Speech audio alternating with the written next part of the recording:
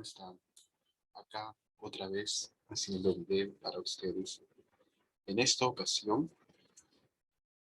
hay una, eh, hay una imagen en el fondo. Ustedes pueden ver dinero. Entonces, ¿qué querrá decir este dinero? Bueno, aunque no lo crean, tiene relación con el título que quiero hablar, que he hecho una investigación también. Vamos a ver de qué se trata.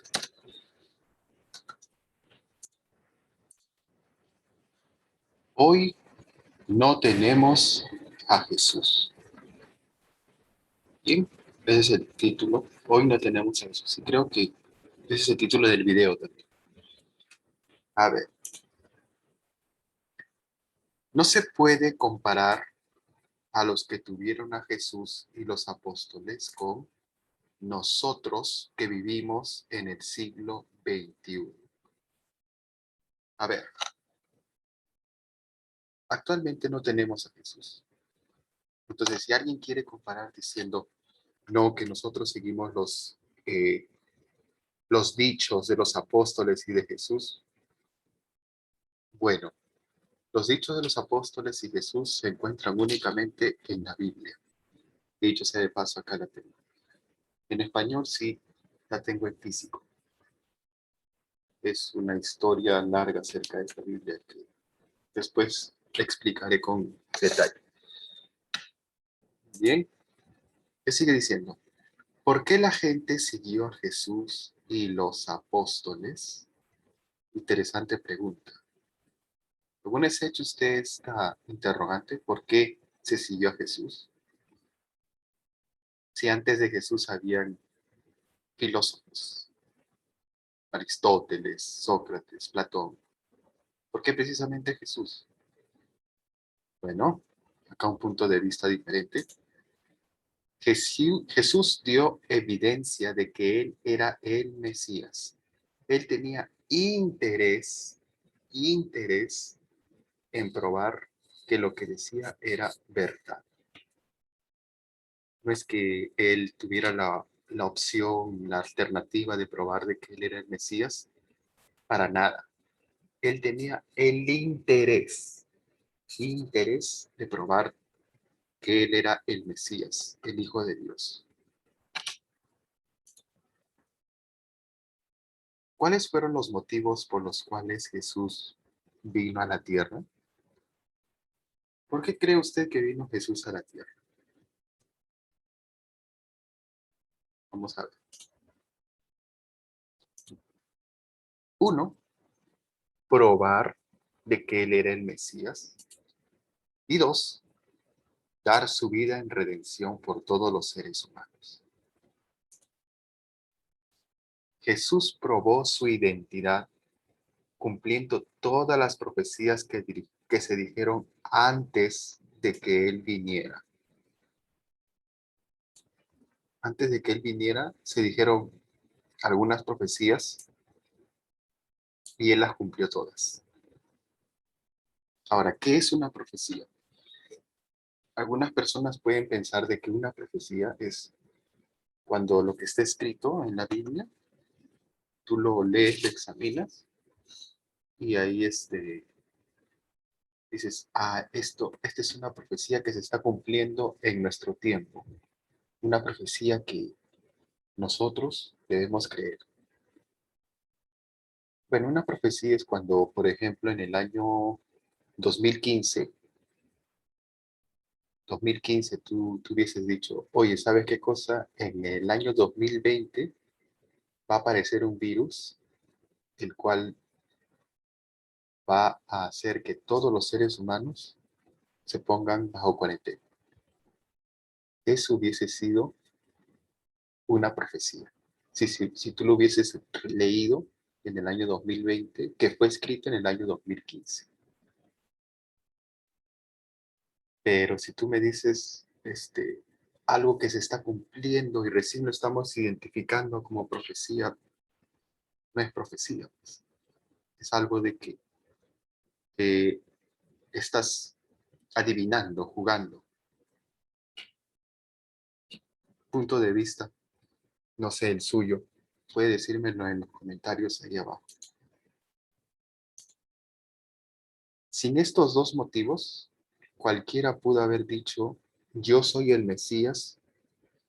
Y es interesante que hubo gente en esos tiempos que decía eso. ¿Por qué lo decimos? Porque no era la única religión la judía en esos tiempos. Había otras religiones. Hinduismo, eh, los árabes tenían presencia, porque en la misma Biblia habla acerca de los árabes. ¿Qué más? Religiones lejanas. Entonces, cualquiera de esas religiones pudo haber dicho que ellos eran el Mesías prometido, que ellos eran los salvadores del mundo. Muy bien, sigamos viendo este tema. Puse esos edificios no por gusto. Vamos a ver. Hay personas que indican que Jesús vino a enseñarnos la verdad. Puede ser válido de que esas personas digan que Jesús vino a enseñarnos la verdad, pero la pregunta es, ¿ese fue el principal motivo? Vamos a ver. Enseñar la verdad podría tomarse como una razón secundaria para venir a la tierra. He dicho secundaria, no he dicho primaria. Vamos a ver Juan 5:18. Juan capítulo 5, versículo 18. ¿Qué dice? Ahí está. Juan 5:18. A raíz de eso, los judíos se esforzaron todavía más por matarlo, porque además de no respetar el sábado, llamaba a Dios su Padre, haciéndose igual a Dios. Muy bien. Vemos ahí un complot de quererlo matar, aún a pesar de haber efectuado múltiples milagros, múltiples enseñanzas. Jesús solo hablaba la verdad, pero no le entendían y torcieron sus palabras. Todo lo que dijo Jesús era verdad porque lo que decía Jesús estaba de acuerdo con las escrituras hebreas. Juan capítulo 6, versículo 2 dice, y una gran multitud lo iba siguiendo porque veía los milagros que él hacía al curar a los enfermos. Nótese que acá dice una gran multitud lo iba siguiendo, no un par de personas que lo hubiesen escuchado y hubiesen dicho, oh sí, las personas lo seguían por los milagros que él efectuaba, las curaciones que él hacía. ¿No? Entonces, los milagros de Jesús era lo que convencía a las personas, no sus palabras, por si acaso. Sigamos leyendo Juan 6, 5 al 12. Dice ahí, cuando Jesús levantó la vista y vio que una gran multitud venía hacia él, le preguntó a Felipe, ¿dónde compraremos pan para que esta gente coma? Esto lo dijo para ponerlo a prueba, porque él ya sabía lo que iba a hacer. Felipe le contestó, ni 200 denarios de pan alcanzarían para que cada uno comiera un poco. Uno de sus discípulos, Andrés, el hermano de Simón Pedro, le dijo, aquí hay un niño que tiene 5 panes de cebada y 2 pescaditos. Pero, ¿qué es eso para tanta gente? Jesús dijo, díganle a la gente que se siente. Como en ese lugar había mucha hierba, se sentaron allí. Había unos 5,000 hombres. Jesús tomó el pan y después de darle gracias a Dios, lo repartió entre los que estaban sentados allí. Hizo lo mismo con los pescaditos y comieron todo lo que quisieron. Una vez que quedaron satisfechos, les dijo a sus discípulos: recojan los pedazos que sobraron para que no se desperdicie nada. Vemos un gran milagro en Jesús, el haber alimentado a 5.000 hombres. 5.000 hombres es un gran auditorio. ¿Se imagina en un par de segundos haber tenido comida para 5.000 personas? Aún la gente, viendo con sus propios ojos los milagros de Jesús, no tenían fe absoluta en él. Juan 6, 26 al 29. Dice ahí: Jesús les contestó: de verdad les aseguro que ustedes no me buscan porque vieron milagros, sino porque comieron de los panes hasta quedar satisfechos. No trabajen por el alimento que se echa a perder, sino por el alimento que dura y lleva a vida eterna, el que les dará el Hijo del Hombre. Y es que el Padre, Dios, Dios mismo, ha puesto sobre él su sello de aprobación. Por lo tanto, le preguntaron: ¿qué debemos hacer para realizar las obras de Dios? Y Jesús les contestó: esta es la obra de Dios, que demuestren fe en el que Él envió. Muy bien. Entonces, Jesús claramente está diciendo de que estas personas tenían interés, por eso lo seguían. Creían en los milagros de Jesús. Entonces, ellos, como vieron cantidad de milagros, le preguntaron honestamente a Jesús qué debían hacer. Y él le respondió: tener fe en él. El que era el Mesías, ese era su propósito, de que las personas pudieran comprobar de que él era el Mesías. Probar que él era el Mesías. La gente había visto con sus propios ojos y había comido lo que Jesús les había dado de la nada, de forma milagrosa, como lo dije anteriormente. Sin embargo, aún querían más. Juan 6, 30 y 34.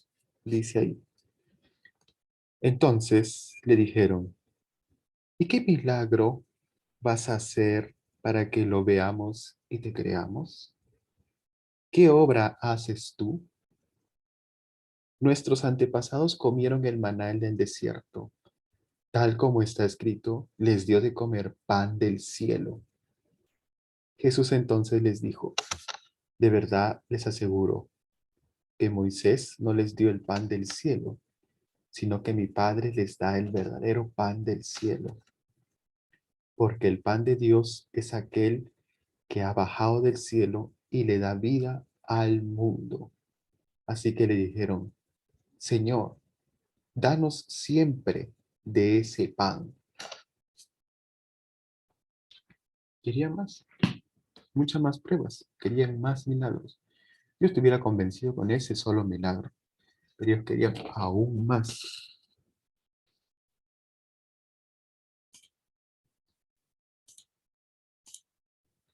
Pueden leer de manera personal Juan 6, 14 y 15 para que se den cuenta de lo que les digo. Muy bien, sigamos. Juan 6, 35. Ese libro de Juan, capítulo 6, es bien significativo. 35, versículo, perdón, Juan capítulo 6, versículo 35 al 60. Es una larga lectura. Vamos a ver.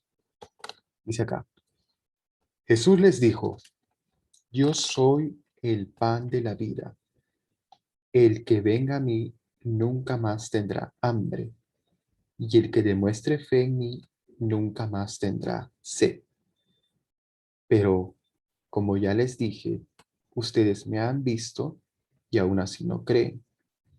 Todos aquellos que el Padre me entrega vendrán a mí, y al que venga a mí yo jamás lo rechazaré, porque no bajé del cielo para hacer mi voluntad, sino la voluntad del que me envió. Esta es la voluntad del que me envió, que no pierda a ninguno de todos los que él me ha entregado, sino que los resucite en el último día, porque esta es la voluntad de mi Padre, que todo el que reconozca al Hijo y demuestre fe en él tenga vida eterna, y yo lo resucitaré en el último día. Entonces los judíos se pusieron a murmurar porque había dicho, yo soy el pan que bajó del cielo. Y empezaron a decir, ¿este no es Jesús, hijo de José? ¿Acaso no conocemos a su padre y a su madre? ¿Cómo es que ahora dice, yo he bajado del cielo? Al ver esto, Jesús les dijo, dejen de murmurar entre ustedes. Nadie puede venir a mí a menos que el Padre que me envió lo traiga, y a ese yo lo resucitaré en el último día. Está escrito en los profetas, todos ellos serán enseñados por Jehová. Todo el que escucha al Padre y aprende de él, viene a mí. No es que alguien haya visto al Padre, aparte del que viene de Dios. Ese sí ha visto al Padre. De verdad les aseguro que el que cree tendrá vida eterna. Yo soy el pan de la vida. Los antepasados de ustedes comieron el maná en el desierto y de todas maneras murieron. Este es el pan que baja del cielo, para que el que coma de él no muera. Yo soy el pan vivo que bajó del cielo. Si alguien come de este pan, vivirá para siempre. De hecho, el pan que yo voy a entregar para que el mundo viva es mi carne. Entonces los judíos se pusieron a discutir entre ellos y decir, ¿cómo puede este hombre darnos a comer su carne? Así que Jesús les dijo, de verdad les aseguro que si no comen la carne del Hijo del Hombre y no beben su sangre, no tienen vida en ustedes mismos. El que se alimenta de mi carne y bebe mi sangre, tiene vida eterna, y yo lo resucitaré en el último día, porque mi carne es alimento de verdad, y mi sangre es bebida de verdad.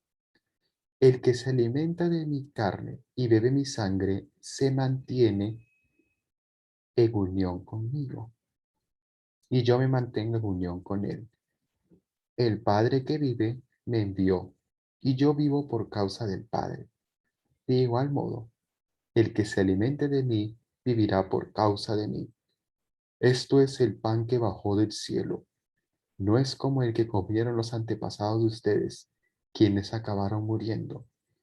El que se alimenta de este pan vivirá para siempre. Dijo estas cosas mientras enseñaba en una sinagoga de Capernaum. Al oír esto, muchos de sus discípulos dijeron, este discurso es ofensivo. ¿Quién lo puede escuchar? Ahí está. Si uno cree que Jesús vino a enseñarnos nada más, entonces, ¿cuál es el efecto de venir a enseñarnos nada más? Ese es el efecto de que las personas van a decir, ¿qué?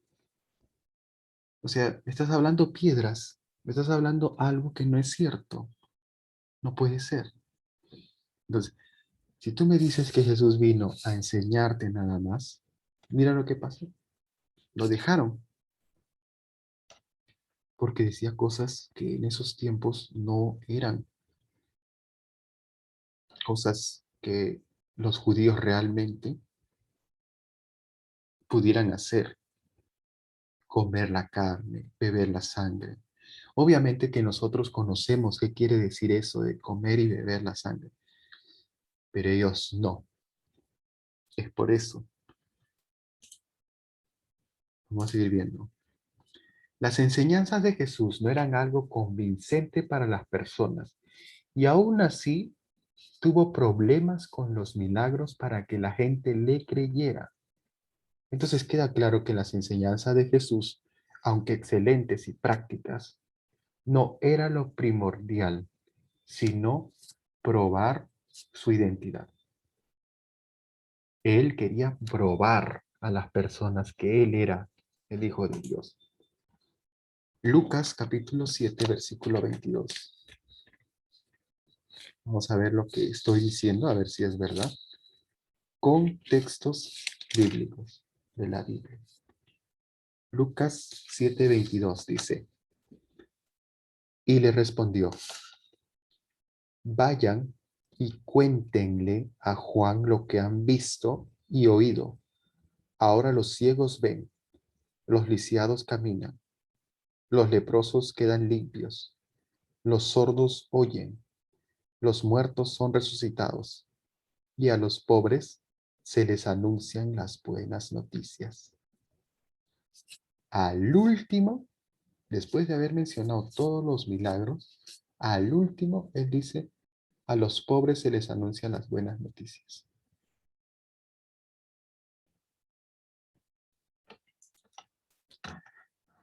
Es interesante ver que Jesús hace énfasis en los milagros más que en las buenas nuevas.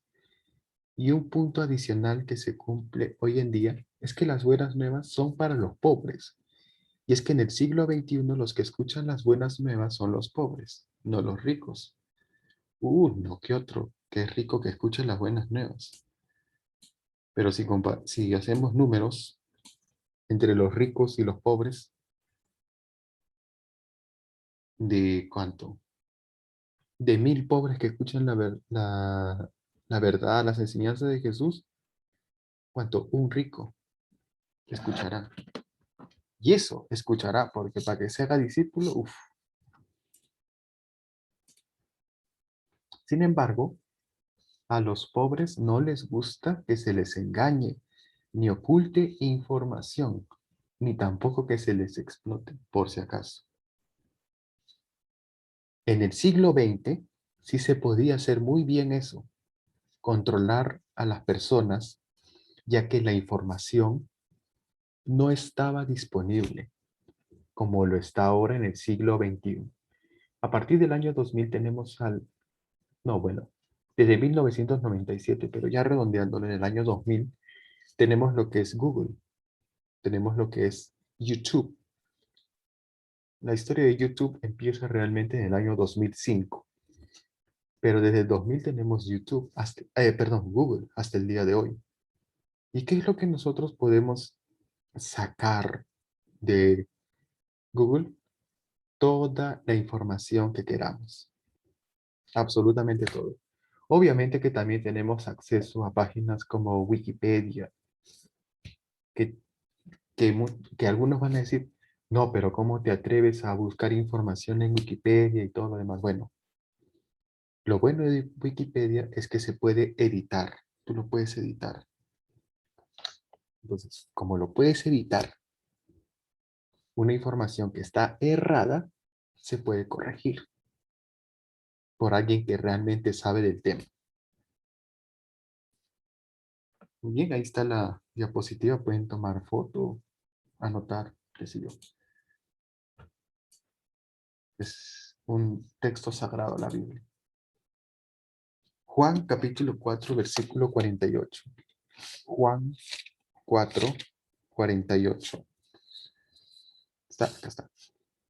Pero Jesús les dijo, a menos que vean milagros y cosas impresionantes, ustedes nunca van a creer. A menos que vean milagros y cosas impresionantes, ustedes nunca van a creer. Nunca.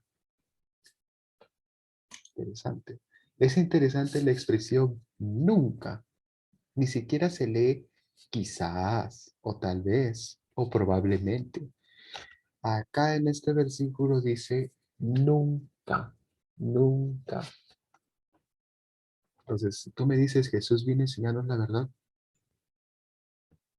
Entonces, ¿qué leemos en Juan 4:48? Juan 14:11. Dice, créanme cuando les digo que estoy en unión con el Padre y el Padre está en unión conmigo. Y si no, crean por las obras. Clarito está ahí. Juan 14:11. Crean por las obras. Claro, Él les dice abiertamente que crean que Él está en unión con el Padre. Pero como Jesús sabe leer los corazones y la mente, entonces Él se daba cuenta de que por más que Él hablara, la gente no le iba a creer. Entonces, por eso es que sabiamente le dice, crean por las obras, es decir, por los milagros, por las cosas que Él hacía, no por las cosas que Él decía. Y no me malinterpreten, las cosas que Jesús decía y enseñaba son perfectas, son prácticas, pero la gente en esos tiempos, pues Él sabía de que necesitaban ver con sus ojos milagros. Y es por eso que Él hizo infinidad de milagros. Y quizás milagros que ni siquiera están registrados en la Biblia. Como ustedes saben, gran parte de la Biblia todavía falta. En el último versículo de Juan, del Evangelio de Juan, ahí pueden ver. Jesús hubiese querido que le creyeran solo con sus excelentes y revolucionarias enseñanzas, pero él sabía perfectamente que no sería así.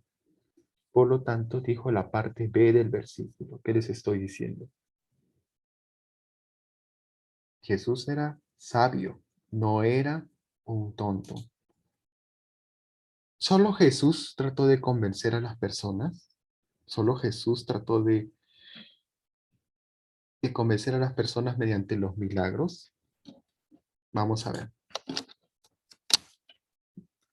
Hechos 2:22. Hechos 2:22. Dice, hombres de Nazaret, oigan esto. Jesús el Nazareno fue un hombre al que Dios aprobó públicamente con las obras poderosas, cosas impresionantes y milagros.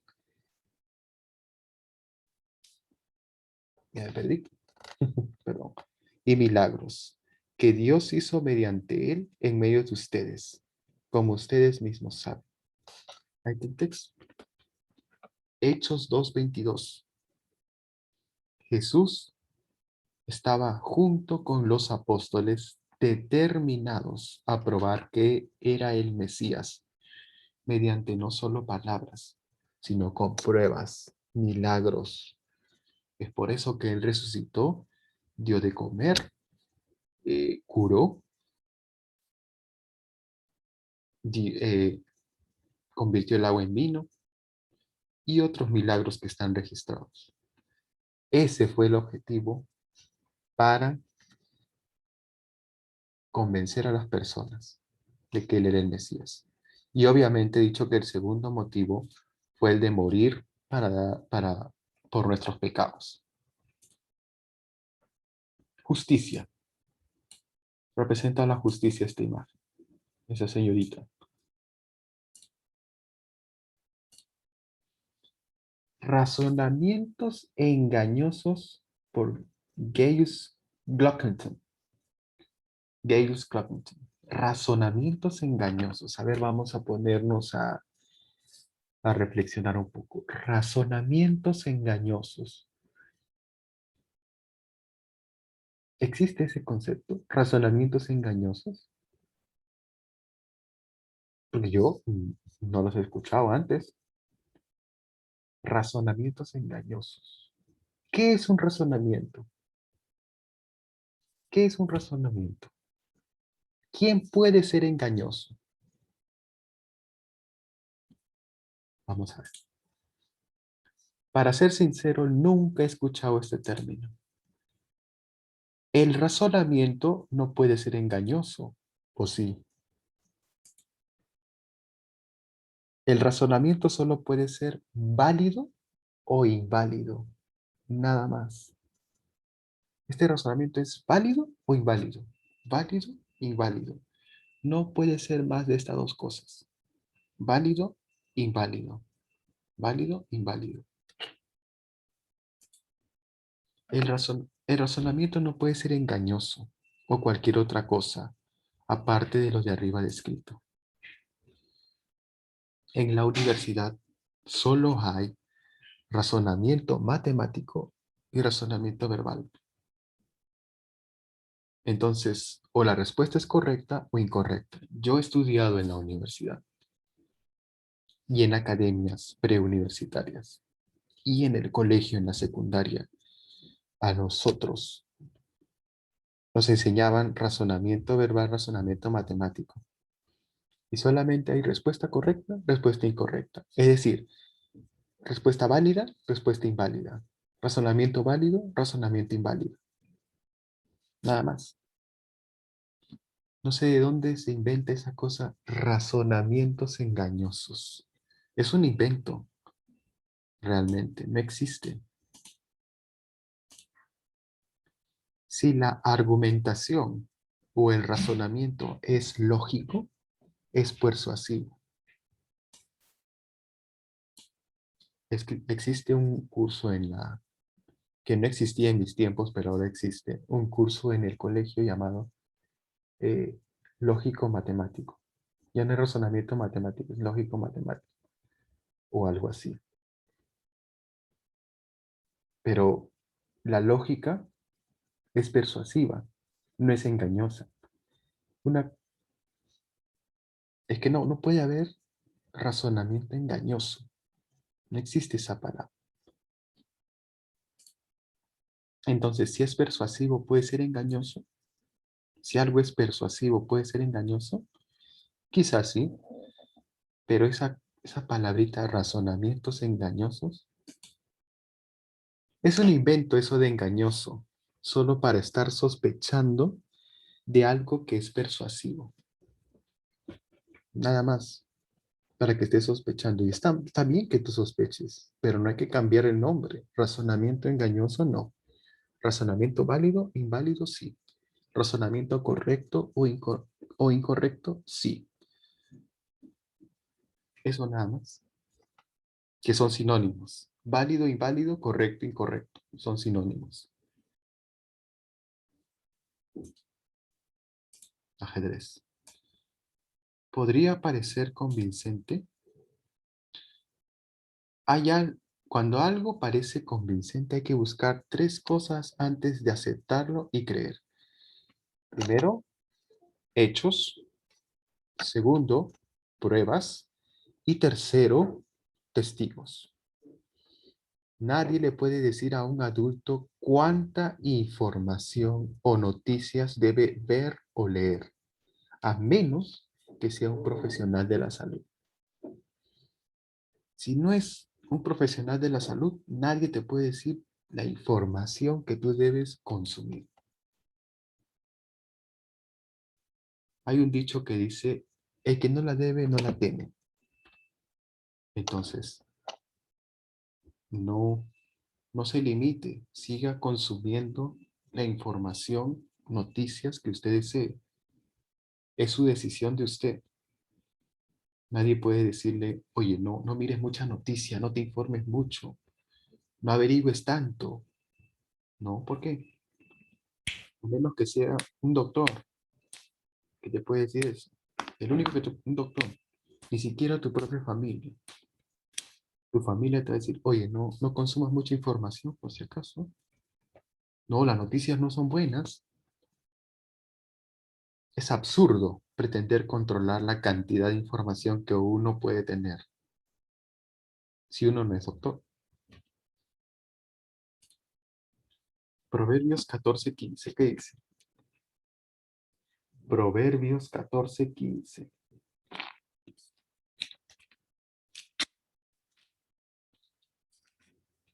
Dice, el ingenuo se cree todo lo que le dicen, pero el prudente mide bien todos sus pasos. Muy bien, a eso quiero llegar. Para no ser ingenuo, para no ser ingenuo, busca siempre estas tres cosas: hechos, pruebas y testigos. Hechos, pruebas y testigos. Bueno, los hechos y las pruebas van de la mano, creo. Y testigos también. Si la información o el razonamiento que usted busca tiene alguno de estos tres, pues sí es bueno. Silence allows violence. Claro, por supuesto, lo repito. Nadie tiene por qué decirle cuánta información o qué información escuchar. Nadie. Usted es libre de su tiempo y de lo que usted averigua, lee. Usted es libre. No permita que otra persona venga y controle su vida.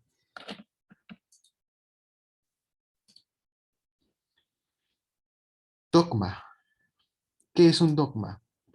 Es una proposición que se asienta por firme y cierta como principio innegable. Es un principio o conjunto de ellos establecidos por una autoridad como una verdad incuestionable. Ahí tenemos la definición de la palabra dogma. Los dogmas son un conjunto fundamental de creencias que definen determinada religión y la distinguen de otras religiones. Por lo tanto, los dogmas no son ideas sujetas al cambio ni consenso. La modificación de dogmas religiosas ha sido una importante causa para la existencia de denominaciones, cultos y sectas. O sea, un dogma en cristiano, como dicen algunos, o para que entiendan las personas, un dogma es, por ejemplo, en la Biblia. Tú agarras una enseñanza de la Biblia y, oye, esta enseñanza de la Biblia es lo que vamos a creer. Y nadie tiene por qué cuestionar esta enseñanza de la Biblia. Nadie. Porque nosotros le hemos averiguado, le hemos consultado. Y si tú me pides una explicación acerca de una enseñanza, una creencia, yo te pido de que solamente creas y que confíes que con el tiempo va a aparecer la explicación. Ese es un dogma, algo que no se puede cuestionar. Pero se te dice, hoy cree en eso, aunque no te puede explicar, pero cree en eso. Ese es un dogma. Y los dogmas son primos hermanos bien conectados con los autoritarismos. ¿Sí? Autoritarismo. Casi dictaduras. Casi. Que no escuchan a nadie, nada más su familia o gente de su entorno, nada más. No se escucha a nadie más. ¿Por qué? Ahorita estoy haciendo este video y cualquier persona puede cuestionarlo en la parte de abajo en los comentarios. Puede cuestionarlo, puede criticarlo, puede hacer lo que desee. Yo con mucho gusto voy a leer esos comentarios. Y obviamente que también los voy a responder, siempre con mucho respeto, por si acaso. Pero si con respeto se dicen las cosas, se puede decir lo que sea, con respeto. Hasta teorías de la conspiración también lo pueden decir abajo, no hay ningún problema. Yo sí lo leo y van a estar ahí. Lo único que no va a estar son faltas de respeto, eso sí no va a estar ahí. Sigamos. William Henry Conley. 11-6-1814. Ya sé cómo se lee esto. Nació el 11 de junio de 1840 y murió el 25 de julio de 1897.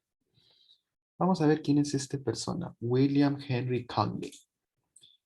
Según la Enciclopedia Nacional de Biografía Americana, volumen 14, parte 1, ahí está la fuente, por si acaso no me estoy inventando, ahí está la fuente, pueden verificarla. Fue un empresario y filántropo de Pittsburgh. Pittsburgh antes se llamaba Allegheny, pero le cambiaron el nombre, no sé por qué. Pittsburgh.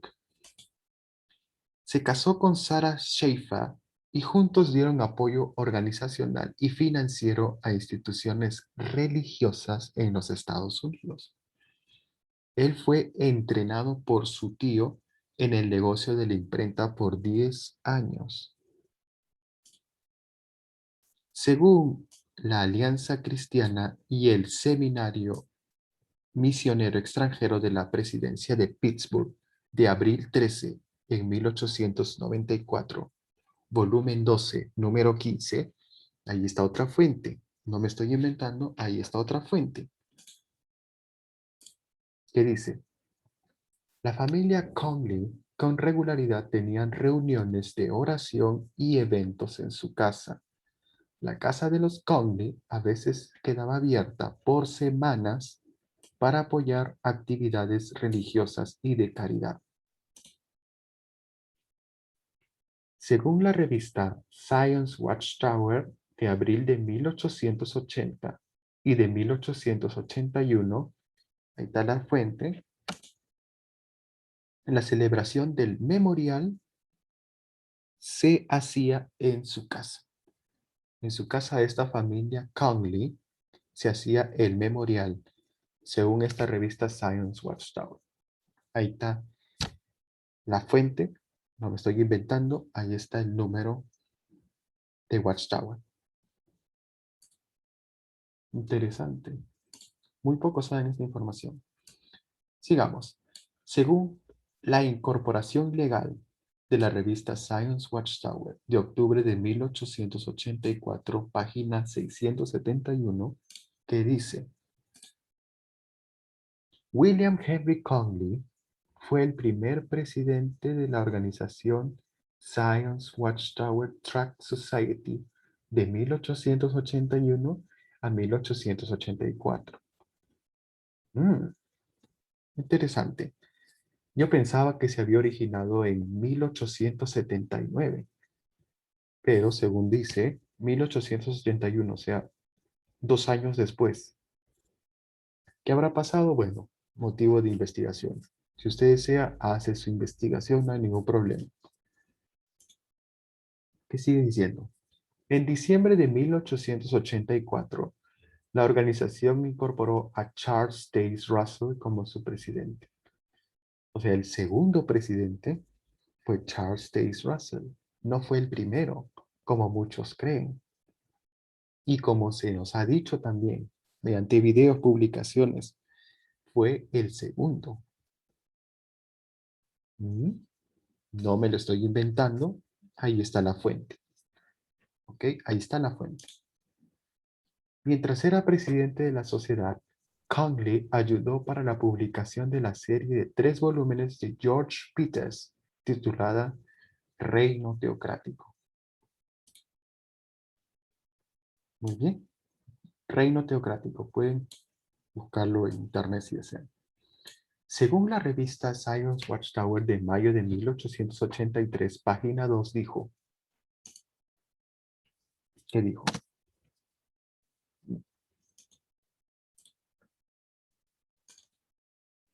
El hermano George Peters de Springfield, Ohio, es un viejo conocido y amigo.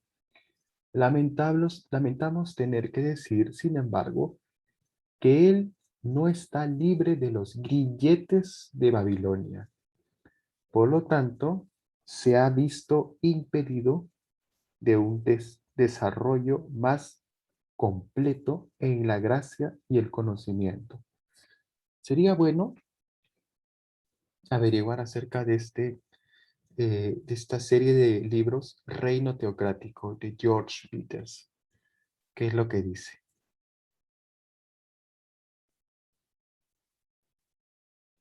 Conley. Conley, mientras era presidente de esta sociedad, ayudó con la publicación de estos 3 volúmenes de Reino Teocrático de George Peters. Y la misma revista Science Watchtower habló acerca de George Peters, de Springfield, Ohio. Qué interesante. Esta historia no lo sabe mucha gente. Yo también me sorprendí cuando lo averigüé. Quedé sorprendido. Digamos, si bien el autor no ignora las enseñanzas de los apóstoles, pone mayor énfasis y valor en las opiniones de los padres, los maestros cristianos de los primeros 5 siglos.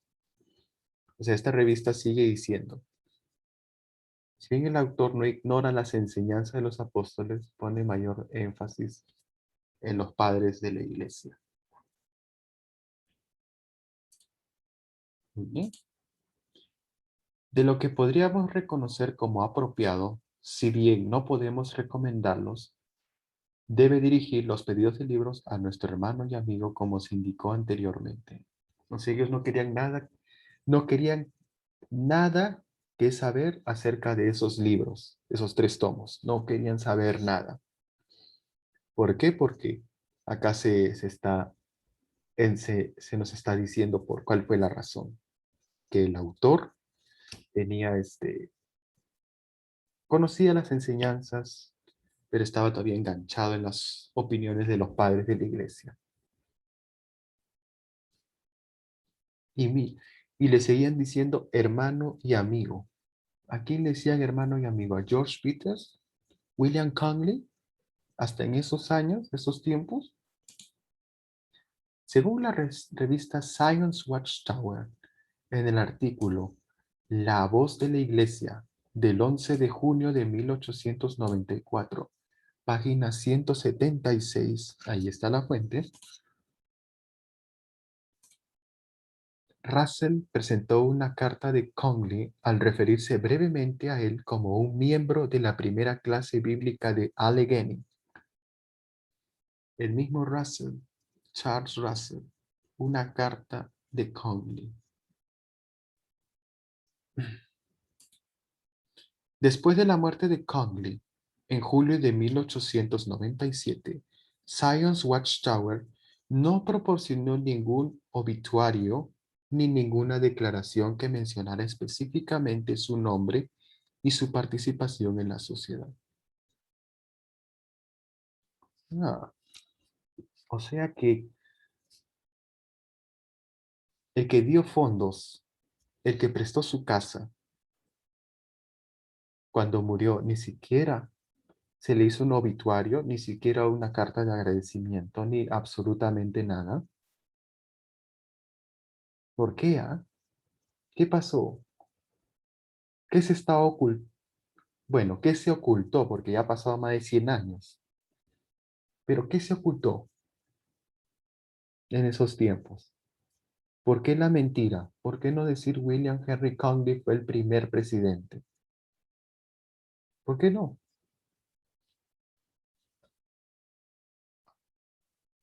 Hay mucha deshonestidad y ganas de querer ocultar información. Según el video, salen de la oscuridad de 2010.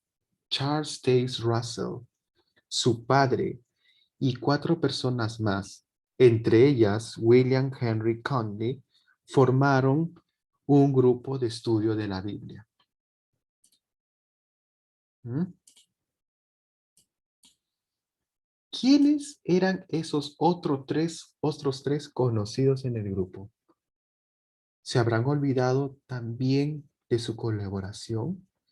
Si no se mencionó la muerte de un gran colaborador como William Henry Conley, ¿Qué nos garantiza que hicieron con los demás? Quizás sea como pretender averiguar los que tradujeron y transcribieron la Biblia, que todo el mérito se lo lleva un comité de miembros anónimos. O sea, ahí en ese video, que lo pueden encontrar en YouTube, Salen de la Oscuridad del año 2010, en la parte uno. Este, ahí se menciona 6 personas. 6. Charles Taze Russell, su padre y Henry Conley. Hay 3 personas que son anónimas. ¿Quiénes son esas 3 personas anónimas? Tres, 3 personas. Quizá usted sepa de la información, o quizá yo lo estoy ignorando, no sé. Pero una cosa sí es cierta, que este hombre, William Henry Conley, fue ocultado como el primer presidente de la organización. Se nos ha vendido por siempre, a mí por siempre, de que el primer presidente fue Charles Taze Russell. Ahora veo de que no, fue el segundo. El primero fue William Henry Conley. Así que no me agrada mucho que la gente me mienta, me oculte información. No me agrada. Y esta es la primera vez que estoy encontrando eso. Espero no encontrarme con otras cosas más. Bueno, ¿qué puedo decir yo? Soy un pobre mortal, uno del vulgo. Entonces, bienvenida a la persona que quiera ver y escuchar, comentar, suscribirse, darle like, compartir el video. Bienvenido sea, pero vendrán más videos hasta que, hasta que muera, quizá. Así que gracias, muchas gracias. Que tengan buen día.